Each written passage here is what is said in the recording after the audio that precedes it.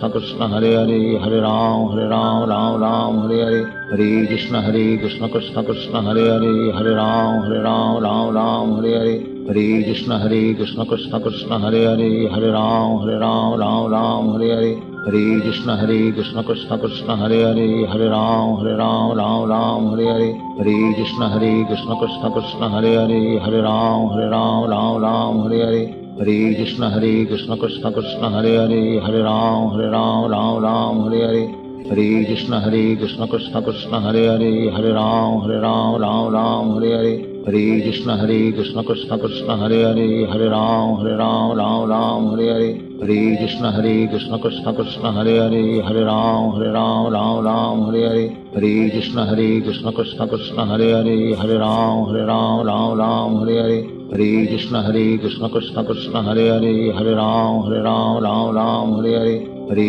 कृष्ण कृष्ण कृष्ण हरे हरे, हरे राम हरे हरे, हरे हरे कृष्ण कृष्ण माता जी। कृष्ण कृष्ण हरे हरे, हरे हरे कृष्ण प्रभु जी। राम हरे हरे, आप पंट हरे जब कृष्ण हाँ कृष्ण माता जी। कृष्ण हरे हरे, हरे राम। हरे कृष्ण प्रभु जी। हरे कृष्ण माता जी। हरे कृष्ण। हरे कृष्ण अंदर भक्तुलकी हरे कृष्ण प्रभु। हरे कृष्ण। సో ఈరోజు మనము 14వ అధ్యాయము. అవును ప్రభుజీ. ఎస్ మాతాజీ. ఓం జ్ఞానతిమిరాంధస్య జ్ఞానాంజనశలాకయ చక్షురున్మీలితం येन తస్మై శ్రీ గురవే నమః. నమో ఓం విష్ణుపాదాయ కృష్ణ పృష్ఠాయ భూతలే శ్రీమతే భక్తివేదాంత స్వామినితి నామ్నే. నమస్తే సారస్వతే దేవి గౌరవాణి ప్రచారిణే నిర్విశేష శూన్యవాది పాశ్చాత్య దేశతారిణి. जय श्री कृष्ण चैतन्य प्रभु नित्यानंद श्री अद्वैत गदाधर श्रीवासदि गौर भक्तवृंद. हरे कृष्णा कृष्ण कृष्ण हरे हरे, हरे राम राम राम हरे हरे.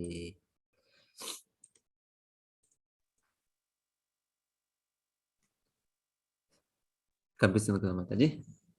కనిపిస్తుంది ప్రభుజీ.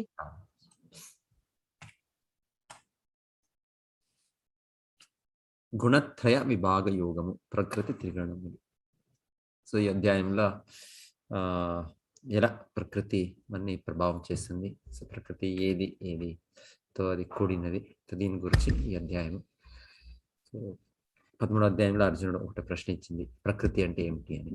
సో ఇట్లా డీటెయిల్గా ఇప్పటి నుంచి భగవంతుడు ఈ వివరణాలు ఎలా మనని బంధించింది ఈ 3 గుణాలు, ఈ ప్రకృతి గుణాలు.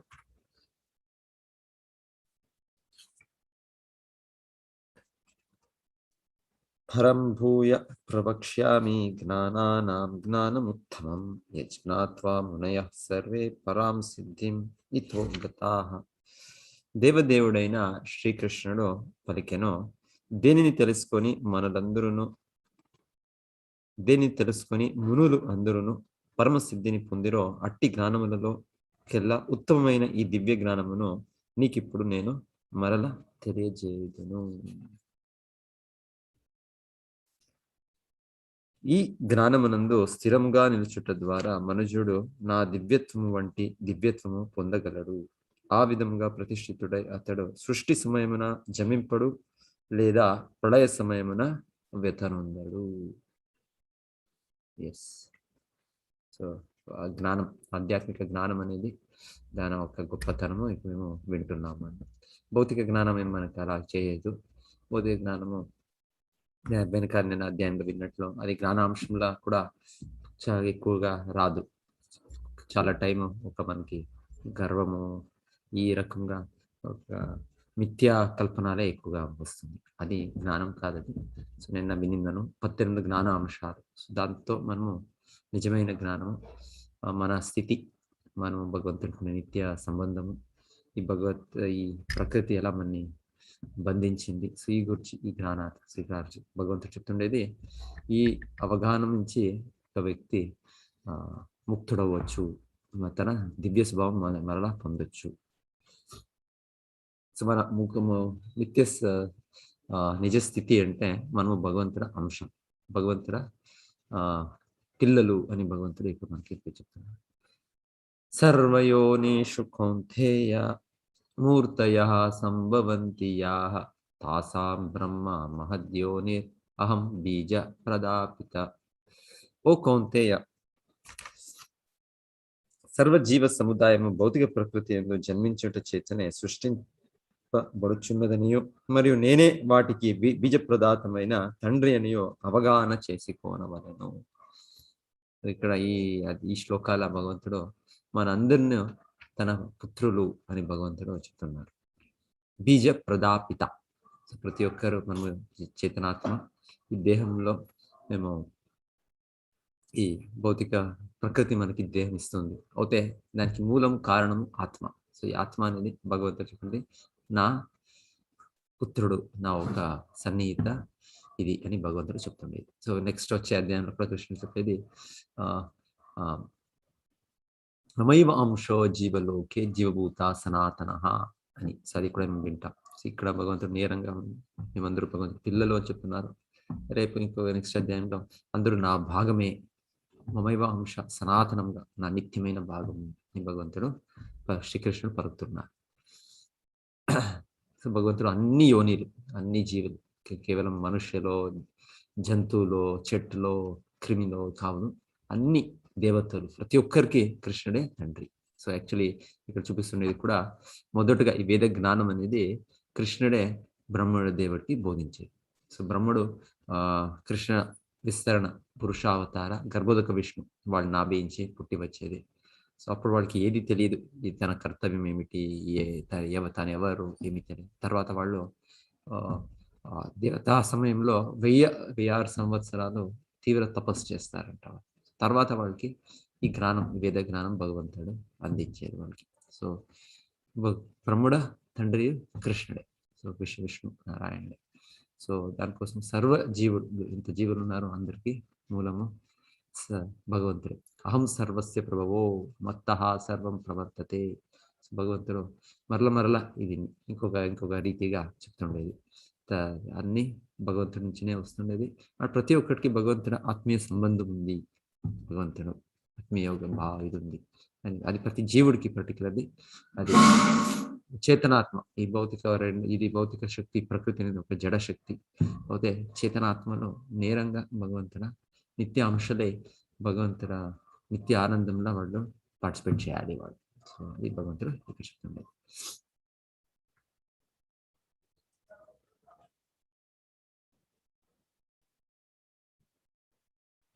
దానికోసమే భగవంతుడు అవతారాలు కూడా అన్ని ఒక దీంట్లోనూ భగవంతుడు అవతరించి చెప్తారు. కేవలము మనుజ సమాజం అంతే కాదు, భగవంతుడు అవతారం ఉంది అన్ని సమాజాల్లో కూడా జరుగుతుంది. అంటే భగవంతుడికి ఇది ప్రతి ఒక్కరూ భగవంతుడ అంశమే, భగవంతుడు ఆత్మీయ వ్యక్తిలే. దానికోసం భగవంతుడు ప్రతి ఒక్కరిని ఉద్ధరించే ఒక కార్యము నిత్యంగా జరుగుతూ ఉంటుంది.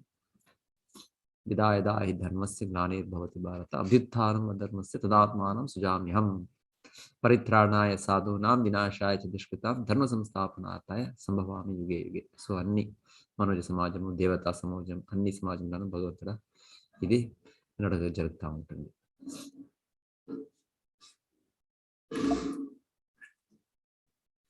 సో ఇప్పుడు ఈ ప్రకృతి అంటే ఏమిటి?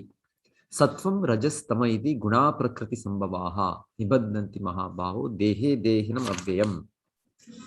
ఓ మహాభావుడైన అర్జున, భౌతిక ప్రకృతి సత్వ రజస్తమో గుణములు అనేది 3 గుణములను కలిగి ఉండును. నిత్యుడైన జీవుడు ప్రకృతితో సంపర్కమును పొందినప్పుడు ఈ గుణములచే బంధితుడు అగును. జీవుడు దివ్యుడైనందున వాస్తవమునకు ప్రకృతితో ఎట్టి సంబంధము లేనివాడు. అయినను భౌతిక జగత్తునందు అతడు బంధితుడగుట వలన భౌతిక ప్రకృతి గుణములను అనుసరించి వర్తించుచుండను. జీవులు ప్రకృతి గుణముల అనుసరించి వివిధ దేహములను కలిగి ఉండుట వలన ఆ గుణములను అనుసరించే వర్తింపవలసి వచ్చును. ఇట్టి వర్తనమే వివిధములైన సుఖ దుఃఖములకు కారణము అగుచున్నది. ఓకే, సో ఇది గుణాలకి ఎంతో రకమైన మీనింగ్స్. ఒకటి రోప్స్ అని కూడా చెప్పింది. రోప్స్ అంటే త్రాడుని ఎవరినైనా మేము చేతిలో చేరి పెడితే ఈ వాళ్ళకి స్వతంత్రం లేదు వాళ్ళకి. సో అలాగనే ఈ భౌతిక దేహం అనేది ఒక ప్రతి జీవుడికి మనకి ఒక బద్ధ జీవం. త్రాడు ఉన్నట్టు మనకి ఇక్కడ బంధనం. సో బంధితమై మన నిజస్వరూపం మనం వ్యక్తం చేయమని. సో నిజస్వరూపం వ్యక్తం చేయక మన స్వతంత్రం అనేది కొద్దిగా ఉంటుంది. చెప్తారు ఆ త్రాడ్ని చాలా టైట్గా పర్టికులర్లీ ఏదైనా ఒక జంతువుకి ఒక త్రాడ్ వేసినప్పుడు, ఒక ఆవులకో ఒక కుక్కకో మేము చూస్తాం. కుక్కకి పర్టికులర్ వేసినప్పుడు చాలా దగ్గరగా వేస్తారు, చాలా టైట్గా. ఎలాంటే అది స్వభావం చాలా ఒక దీంట్లో ఇంకొకరిని ఇచ్చేసేది ఆ దీంట్లో ఉంటుంది ఆ కుక్క. సో అప్పుడు దానికి దగ్గరగా చిన్న తాడేసేది గట్టిగా కట్టి పెడతారు. ఆవులు అంతా వాళ్ళకి త్రాడు ఉంది, అయితే చాలా పెద్దగా త్రాడు ఉంటుంది. సో వాళ్ళు కొంత ఎక్కువగా స్వతంత్రం ఉంటుంది. ఆ సంపూర్ణ క్షేత్రంలో వాళ్ళు ఇచ్చేసుకొని వాళ్ళు ఆహారం స్వీకరించవచ్చు. ఆ రకం పెద్ద త్రాడు ఉంటుంది. సో ఈ రకంగా చెప్తారు, పెద్ద త్రాడు అంటే ఇండిపెండెన్స్ ఎక్కువ, స్వతంత్రం ఎక్కువ. ఈ సత్వగుణం అనేది కొంత ఇండిపెండెన్స్ ఎక్కువ, కొంత స్వతంత్రం, అయితే కూడా బంధనమే, సంపూర్ణ ముక్తి లేదు. ఎలా ఒక ఆవు పెద్ద త్రాడేసి అది సంపూర్ణంగా ఎంతో పెద్ద దీంట్లో గడ్డీలు దానికి ఆహారంగా స్వీకరించే రకంగా పెడతారు. సో ఈ రకంగా త్రాడే. సో ఈ బంధనం భౌతిక జగత్ల దేవత లోకాలు, మనుజ లోకాలు, మన క్రింద జీవిలు అందరికీ కూడా ఈ త్రాడు ఉంది, ఈ బాండేజ్ ఉంది. సో సత్వగుణం మొదటగా సత్వం రజస్. ఓకే.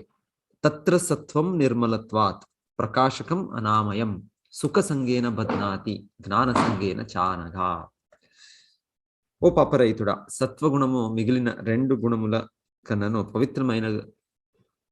పవిత్రమైనదగుటచే ప్రకాశమానమై మానవుని సర్వ పాప ఫలముల నుండి విముక్తులను చేయును. ఆ గుణమునందున్న వారు సౌఖ్యము చేతను జ్ఞానము చేతను బద్ధులు అగుదరు. సౌఖ్యము, జ్ఞానం. సో సత్వగుణము ఇది కొంత ఉంది, జీవికి బద్ధ జీవుడు అవుతాను కొంత స్వతంత్రం ఉంది, కొంత మనస్సు ఇంద్రియాల నిగ్రహంలా ఉంది, భౌతిక కోరికలు తగ్గింది. సో ఆ వ్యక్తి కొంత ఏది మంచిది, ఏది చెడు, ఏది పుణ్యం, ఏది పాపం, ఏది ముక్తి చేస్తుంది, ఏది బంధనం చేస్తుంది, ఏది భయం పడాలి, ఏది భయం పడరాదు. సో ఈ రకంగా అవగాహన ఎక్కువ స్పష్టంగా ఉంటుంది. సో దాంతో ఆ వ్యక్తి వేరే అన్ని జీవుల కింద కొంత ఎక్కువ భౌతిక ఆనందము అనుభవించవచ్చు. సో దానికి సౌఖ్యం. తర్వాత కొంత బుద్ధి కూడా, నేను వేరే వాళ్ళకి కొంత తెలుసుకోన్నాను, ఇంత జ్ఞానవంతుడు నేను అని కొంత ఒక అహంకారం, ఒక ఇది ఉండొచ్చు. సో దానికి సత్వగుణం కూడా ఒక బంధనమే. ముక్త జీవుడు భగవంతుని నిత్య సేవకుడు, అక్కడ అహంకారము ఇదంతా లేదు. అయితే సత్వగుణంలో కూడా కొంత అహంకారం ఉంటుంది, నేను వేరే వాడికి నేను బెటర్గా ఉన్నాను అని ఒక భావన ఉంటుంది. ఇదొకటి చూస్తాం, ఇదొకటి చిన్నగా ఒక నిమిషం.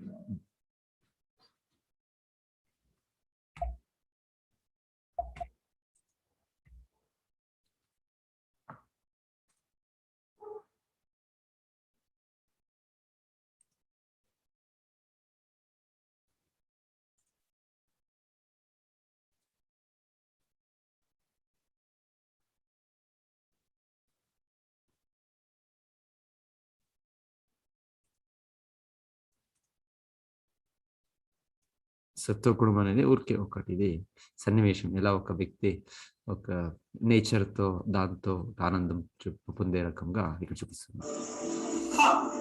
Let us go for a stroll in the countryside. Look,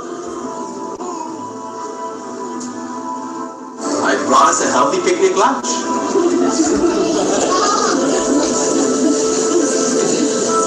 The air is clean here, so peaceful. Here we can get away from the agitating elements of the city.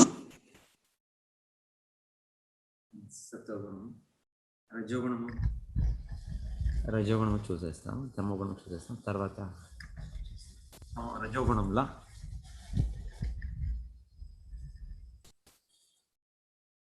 What are you doing, man? Out here working on your head? Honey's the honey Sunday! I bet you forgot about Susie, didn't you?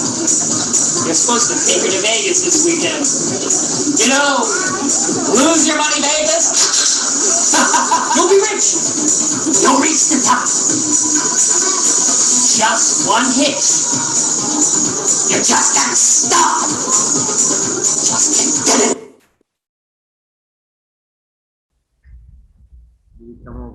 ఇది తమోగుణం.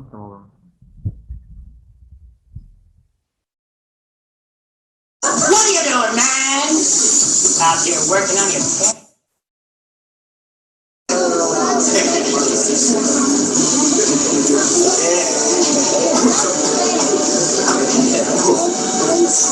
Hey, that's that. That's that,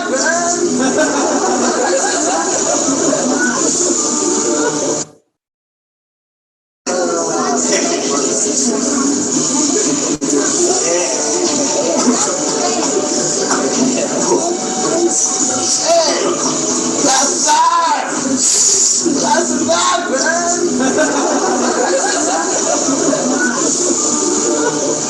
I think you just need to chill with me.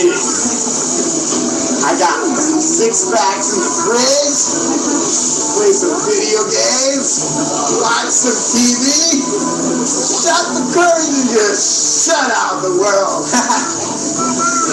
Good, huh?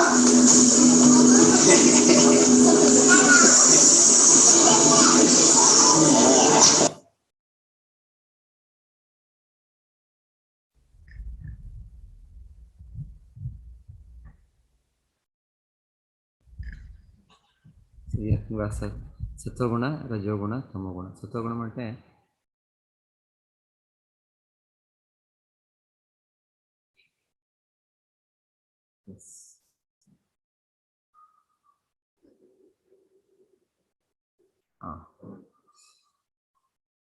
సత్వగుణంలో ఒక వ్యక్తికి అవగాహన ఉంటుంది, జ్ఞానము సౌఖ్యము పొందడం చేస్తుంది.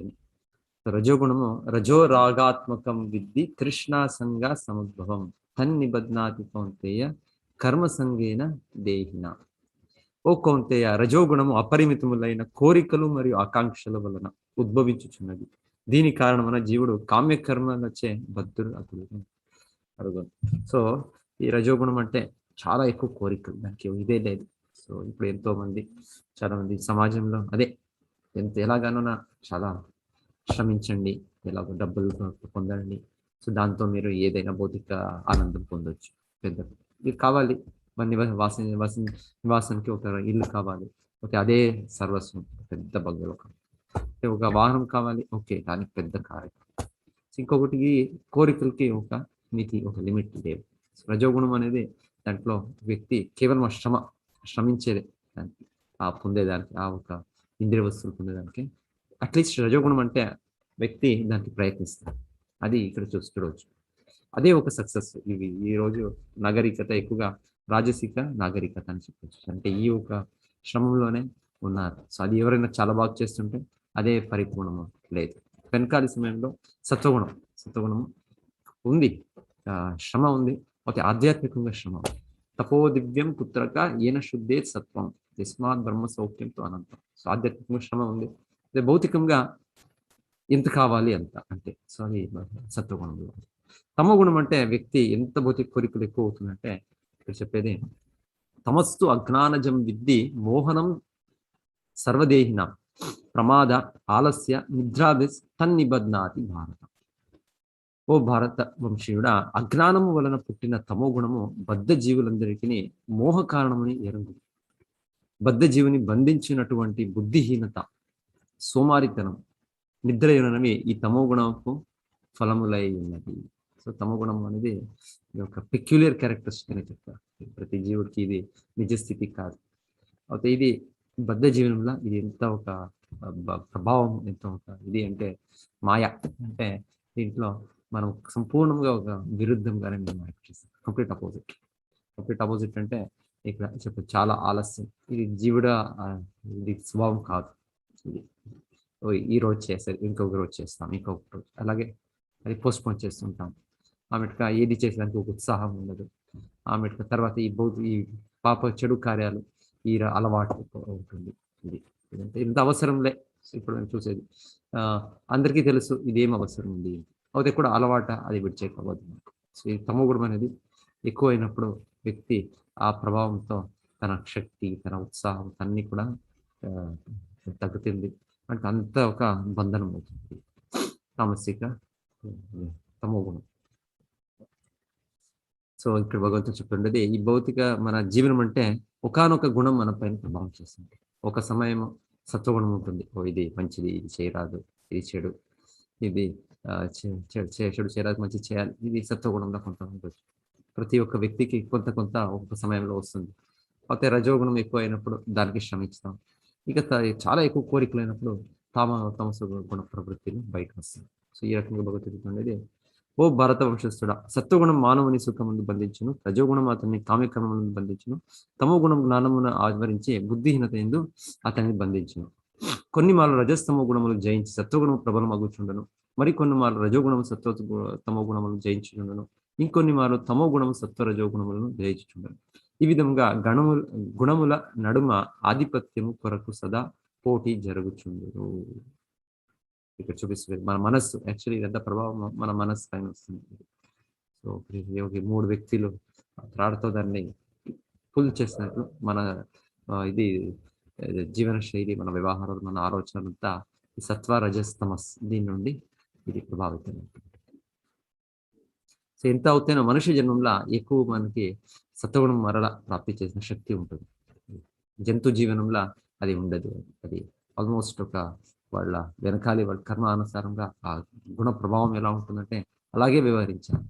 ఒక పులి ఒక రకంగానే వ్యవహరించాలి, ఇంక కుక్క ఒక రకంగా వ్యవహరించాలి. అది ఆ గుణ ప్రభావం అంతా వాడిని ఇది చేస్తుంది. మనుష్య జీవనంలో ఉంది. అయితే మనం కొంత జ్ఞానంతో, కొంత అభ్యాసంతో, తపస్సుతో దీన్ని తగ్గించవచ్చు. రజోతమ గుణాన్ని ఎక్కువ సత్వగుణం పొందొచ్చు. సో అట్లీస్ట్ సత్వగుణం రావాలి మనం. సో సత్వగుణంలా సర్వద్వారేషు దేహే అస్మిన్ ప్రకాశ ఉపజాయతే, జ్ఞానం యదా తదా విద్య వివృద్ధం సత్వం ఇత్యుక్త. దేహమునందలి ద్వారములన్నీ, మన ద్వారములు అంటే కళ్ళు. కళ్ళు చూసేది సరిగా చూడొచ్చు, ఏది చూడాలి, ఏది చూడాలి, ఏది మంచిది, ఏది చెడు, సరి అయిన దృష్టి, యథార్థ అవగాహన. అలాగే వినేది, ఇది కూడా సరిగా వినేది. ఇంకొకటి సరిగా వినుక ఒక మిస్అండర్స్టాండింగ్, ఇంకొకటి ఇది రజోతమో గుణంలో. ఇది ఒక వ్యక్తికి మీరు యారు అలా చెప్తున్నారు, మీరు యారు, మీకేం అధికారం, ఇంకొకటి ప్రతి ఒక్కరు ఈ ఇంద్రియాలు సత్వగుణంలో ఉన్నప్పుడు సరిగా చూస్తారు, సరిగా వింటారు. రజోగుణంలో ఉన్నప్పుడు ఇంకొక రకంగా వ్యవహరిస్తారు. తమో గుణంలో ఉన్నప్పుడు అది ఇంకా కంప్లీట్ తిరిగే ఉంటుంది. అది యావది ఇంకొక విజన్, అంటే ఎంజాయ్మెంట్. భౌతిక జగత్తు ఉంటే దాన్ని ఎలా నేను దాన్ని దీనిపై నేను ఇది చేసి ఇంకా భౌతిక ఆనందం అదే దృష్టిగా కనిపిస్తుంది, అనే దృష్టిగా గోచరం అవుతుంది. సో దానికోసం భగవద్గీత చెప్తుంది, ఈ సత్వంలో వచ్చినప్పుడు చూసే ఒక ఇదే ఆ శక్తినే అది వేరేగా మారుతుంది. అది దివ్య దర్శన అది శుద్ధ భక్తులు. అయితే సత్వగుణంలో కూడా ఎంతో దీనిగా ఒక సరి అయిన అవగాహన. ప్రతి ఒక్కరు జీవాత్ముడు, ప్రతి ఒక్కరు భగవంతుల నిత్య సేవకులు. సో ఆ రకంగా దృష్టి. రజోగుణంలో అంటే మనకి ఒకరు యూజ్ చేసినట్టు మనకి దృష్టి ఉంటుంది, మనకి డామినేట్ చేసినట్టు మన దృష్టి ఉంటుంది. సో తమో గుణంలో అంటే అది ఇంకొకటి ఎక్స్ట్రీమ్లో ఏది అవగాహన ఉండే కేవలం ఇంద్రియ సుఖమే మనకి సర్వస్వం అయిపోతుంది తమో గుణంలో. సో సర్వదేహం ఉందండి, ద్వారములన్నీ జ్ఞానం వచ్చి ప్రకాశింప చేయొచ్చు. అది సత్వగుణము అని. లోభ ప్రవృత్తిర్ ఆరంభ కర్మ నాశమస్పృహ రాజస్ ఏతాని జాయంతే వివృద్ధో భరతర్షభ. రజోగుణము వృద్ధి నొందినప్పుడు లోభము, కామ్యకర్మ తత్పరత, కార్యములందు తీవ్ర యత్నం, అణచ సాధ్యము కాని కోరిక, తపన లక్షణములో వృద్ధి నొందును.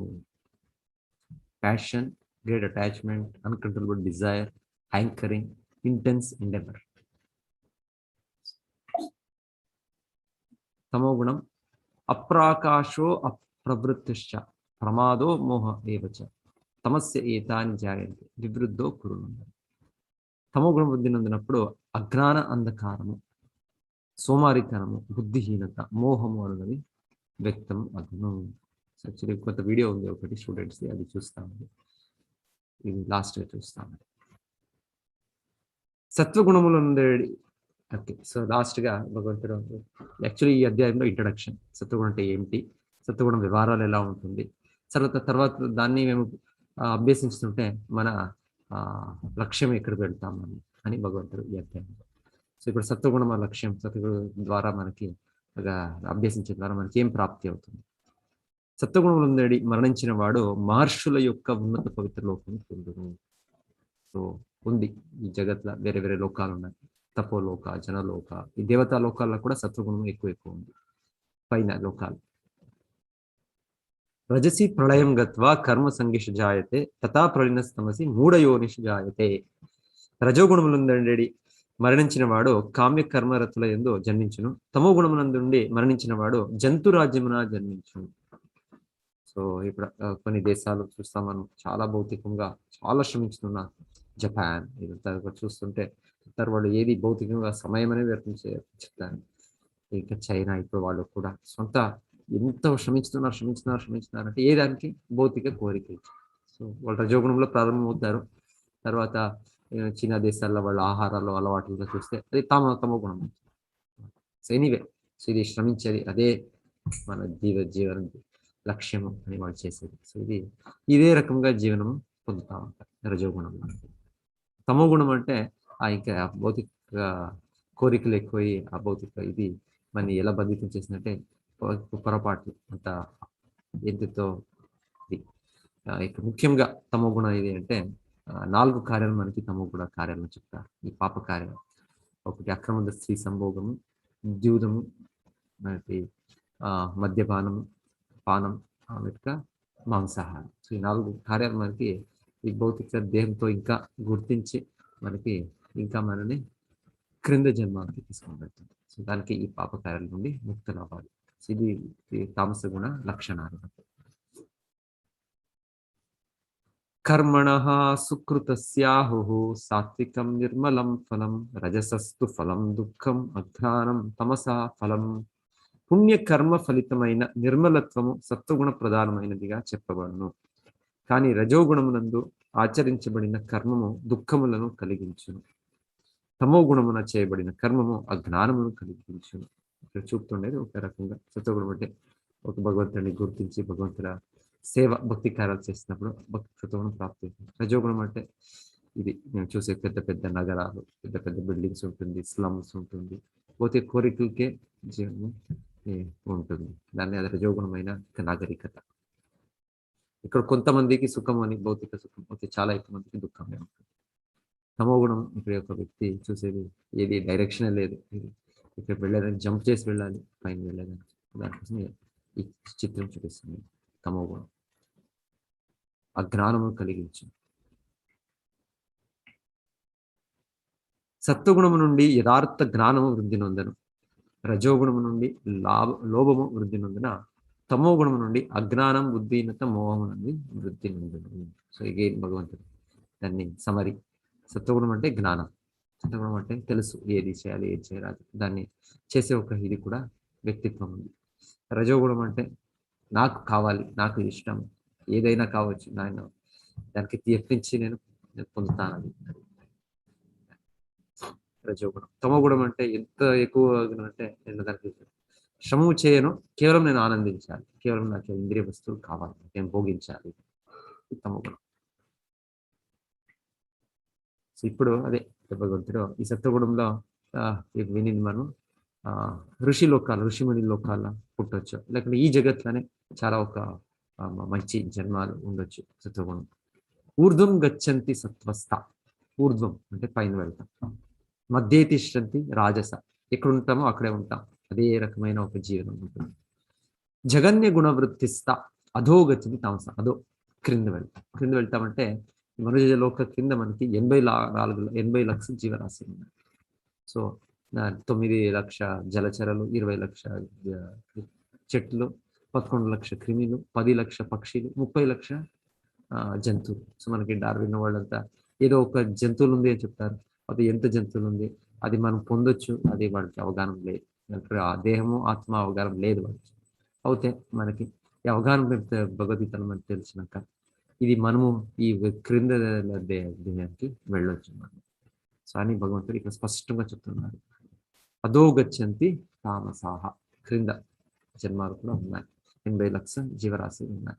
సో అది ఎక్కడైనా ఏదైనా పొందొచ్చు. ఎస్, ఇది సత్వగుణం పొందుతుంటే ఫ్లైట్ పైన పోయినట్టు, తమోగుణం అంటే క్రాష్ అయినట్టు. సో ఎస్, ఈ లోకాలు మరలా చూస్తుండేది మనం ఇక్కడ. మనం ప్రతి ఒక్క బ్రహ్మాండము, ఇంత భూమి, నీళ్ళు, గాలి, ఆకాశం దీని నుంచి కవరింగ్స్ ఇచ్చి ఉంది.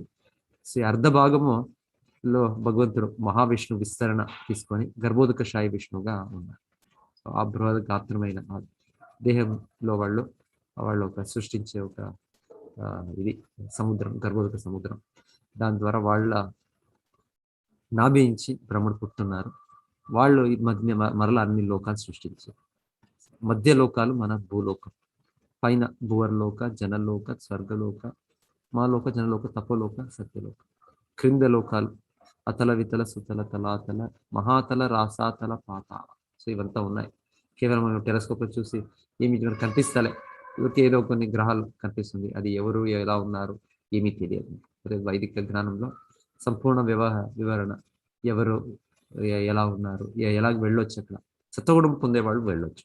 సో ఇది ఇంకొకటి ముఖ్య పాయింట్ అంటే, ఇది రజోగుణ తామోగుణంలా సామాన్యంగా కాదు, వెరీ రేర్. ఇది ఎక్కడో మనకు వినేది రావణుడు, ఇంకొక వ్యక్తులు ఉన్నత లోకాలకు వెళ్ళేది. లేకుంటే ఇది సత్వగుణంలో లేకుండా ఆ ప్రవేశం లేదు, ఊర్ధ్వ లోకాలకు వెళ్ళేది.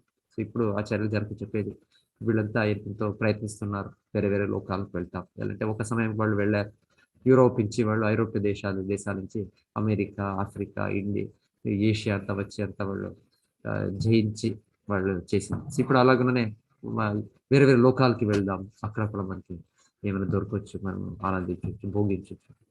సో అది సులభం కాదు వెళ్ళేదానికి.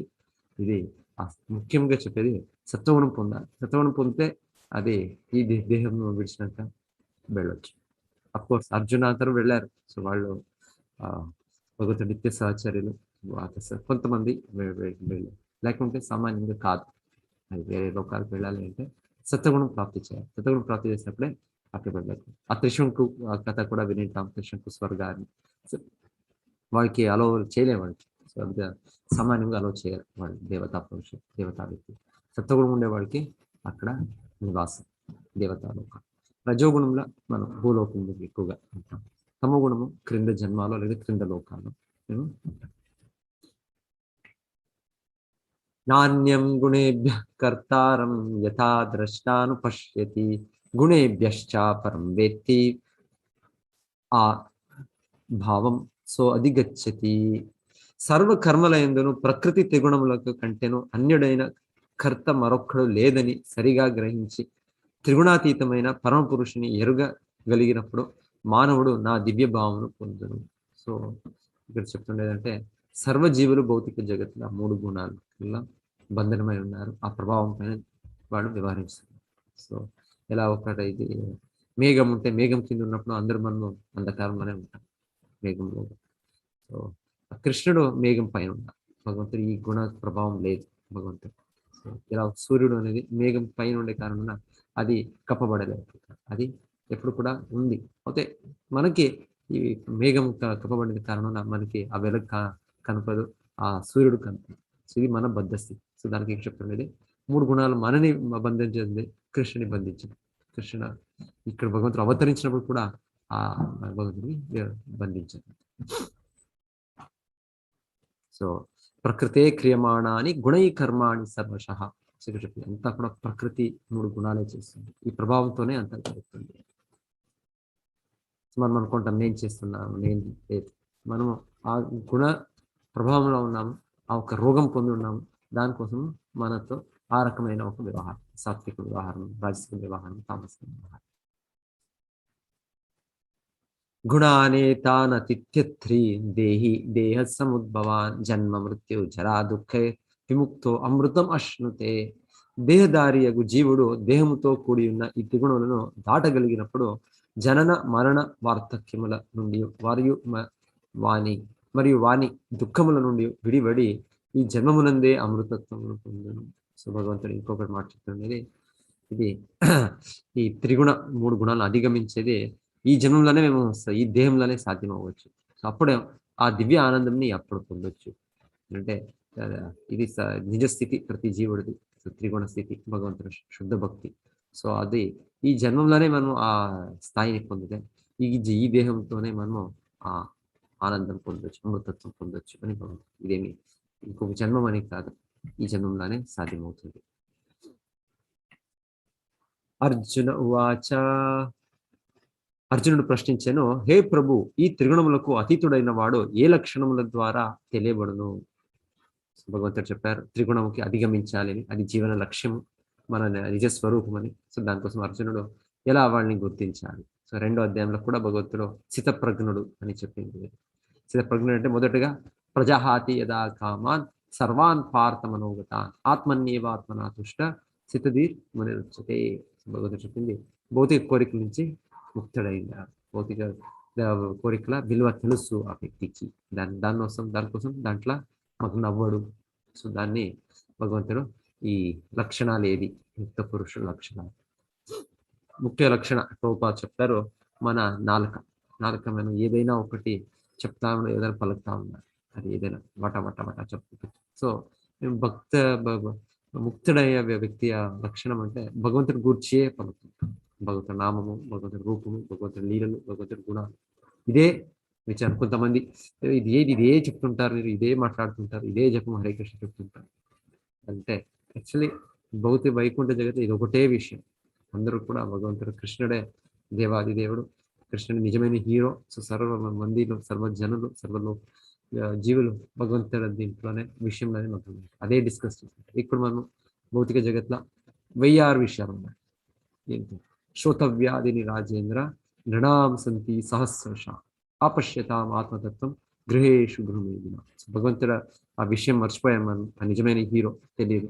దానికి ఇక్కడ భౌతిక జగత్తు ఎవరెవరో వ్యక్తిని హీరోలుగా చేసుకొని ఎంతో విషయాలను 1006 విషయాల్లో నేను చర్చ చేసుకొని సమయం గడుపుతాను. సో ఇది ముఖ్యంగా చెప్పేది. ముక్త పురుషుడిది వ్యక్తిత్వము, వాళ్ళ మాటలు, వాళ్ళు దీన్ని చూపుతారు. సుష్మన శిల ప్రభుపాదులు, ఆచార్యులు, సప్తాచార్యులు వాళ్ళు ఈ రచించిన గ్రంథాలంతాను మొదటించిన వాళ్ళు ముక్త పురుషులే. అయితే ఎవరికి వాళ్ళు గుర్తించకపోయారు. అయితే ఒక సమయంలో ఆ వ్యక్తిత్వం గుర్తించినప్పుడు వాళ్ళ శిష్యులకి వాళ్ళు అంత మార్గదర్శనం ఇచ్చింది, అంత పుస్తకాలు, అంత రికార్డింగ్స్, ప్రతి ఒక్కటి కూడా దివ్య వ్యక్తి. ఇది ఆచార్యులు చెప్పారు, నేను ఏది కూడా పలుకుతాను దాన్ని రికార్డ్ చేయండి, దాన్ని చేయండి. మనము అలా కాదు, మనం దాన్ని ఎడిట్ చేయాలి, ఇది తప్పైంది, ఇది సరి అయింది, ఇది మన ఏంటంటే మన గుణ ప్రభావంగా ఉంటాం. ఇది శుద్ధ భక్తుడు ప్రతి ఒక్కటి భగవంతుడి సంబంధంలోని సంపర్కంలో ఉన్నప్పుడు అది త్రిగుణ స్థితిలో ఉండేది. సో ఆచార్యులు చెప్పారు ఏదైనా నేను చెప్తాను దాన్ని రికార్డ్ చేయండి. సో ఆచార్యులు శుద్ధ భక్తులు వాళ్ళు దివ్య స్థితిలో వాళ్ళు వెళ్తున్నారు ఉన్నారు. అతని ప్రవర్తన ఎట్టిది? శుద్ధ ఇది త్రిగుణాతీత చేసిన వ్యక్తి. ప్రకృతి త్రిగుణాలను అతడు ఏ విధంగా అధిగమించింది? సో మీకు లాస్ట్ క్వశ్చన్, ఎలాగ మనం దాన్ని ఆ స్థానం పొందవచ్చు, ఇది మనకి చాలా అవసరం. సో అవును, ఈ వ్యక్తులు ఉన్నారు, భగవద్ధాములు అందరూ ముక్త పురుషులే. సో మనం కూడా ఎలా దాన్ని పొందాలి, ఎలా ఏది త్వరనే మనం పొందే ఒక విధానం, అది అర్జునుడు ఇక్కడ పలుకుతుంది. వేరే విధానాలు ఉన్నాయి, యోగాభ్యాసం, జ్ఞాన సంపాదనం, వేరే ధార్మిక ఆచరణలు. ఒక నేరంగా యావ విధానం అభ్యసించాలి. దేవదేవుడైన శ్రీకృష్ణుడు పలికిన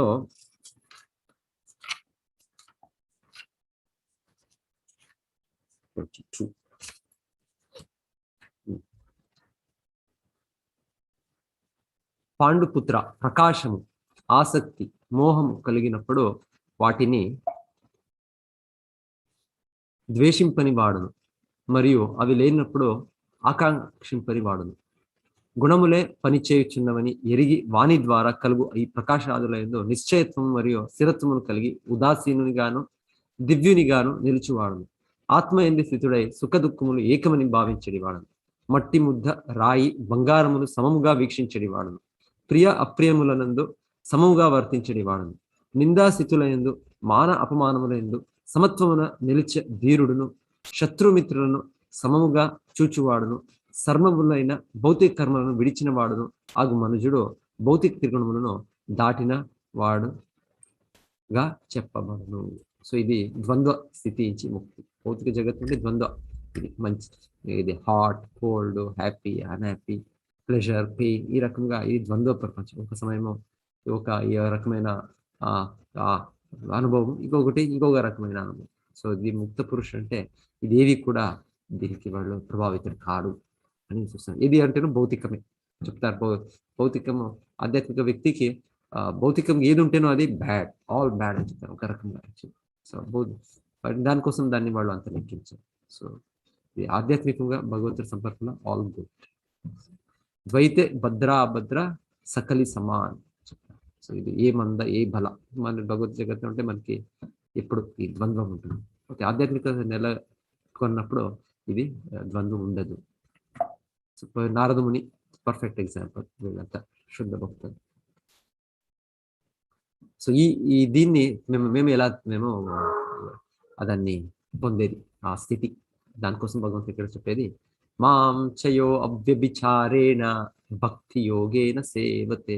నా భక్తి యోగ, భక్తి కార్యాలు, నవవిధ భక్తిలా ఎవరు మగ్నమవుతారు, అవ్యభిచారేణ వేరొక ఇది లేక శుద్ధ భక్తి కార్యాల్లో వాళ్ళు మగ్నమవుతారు. భగవంతుడు చెప్పేది సగుణాన్ సమతీత్య ఏత, ఈ అన్ని గుణాల్ని అధిగమించి బ్రహ్మభూయాయ కల్పతే, ఈ బ్రహ్మస్థితి, త్రిగుణ అతీతమైన స్థితిని పొందుతారు. సో దీని గురించి భగవంతుని తర్వాత చెప్పేది ఇక్కడ.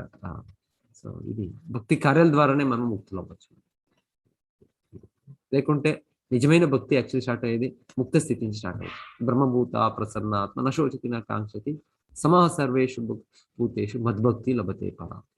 శుద్ధ భక్తి అవుతేనో మేము అది శుద్ధ భక్తిల స్థాయిలో లేదంటే అభ్యసించినప్పుడు కృష్ణ చెప్తున్నది ఇక్కడ ఈ స్థితికి వస్తాము అని కూడా ఈ శ్లోకాల త్వరనే వస్తాము అని ఈ భగవంతుడు చెప్తున్నాడు.